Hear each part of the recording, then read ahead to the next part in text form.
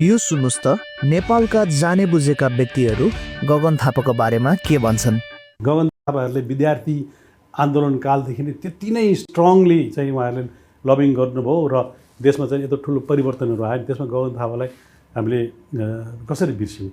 Very positive. मैले भने नि मैले यत्रो मिनिस्टर्सहरू हेरेँ। Suddenly this young I'm talking, whom I'm talking about, fellow comes and his outlook is so different. It's so inspiring. म के भन्छु, म चाहिँ के छ भनेदेखि गगन थापाजी जस्तो चाहिँ यदि फेरि निर्वाचित भएर आउनुभयो भनेदेखि देशलाई अझ अगाडि बढाउन सक्छ, उहाँले लिडरसिप दिन सक्नुहुन्छ। अब सुनौ विपक्षी तथा वरिष्ठ नेताहरूले के भन्नुभएको छ। राजनीतिज्ञहरूमा गगन थापा सम्भवतः अग्रस्थानमा थिए र आजसम्म पनि अग्रस्थानमा छन्। एक पूर्व स्वास्थ्य मन्त्री र जिम्मेवार जनप्रतिनिधिका रूपमा गगन थापाले निभाएको भूमिका प्रति एक रत्ती कन्जुस्याइ नगरी प्रशंसा गर्न चाहन्छु। गगन जस्तो नेतृत्व चाहियो। त्यसैले गगनलाई चाहिँ गगनमा पुर्याउनु पर्यो नि।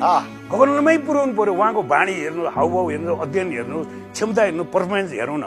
रोग लाग्न साथ घर खेत बेच्न नपर्ने खालको त्यो सामाजिक सुरक्षाको प्रत्याभूति दिन सक्ने खालको युनिफाइड हेल्थ केयर सिस्टमको जग गगन थापाले 7 महिनामै बसाएका छन्।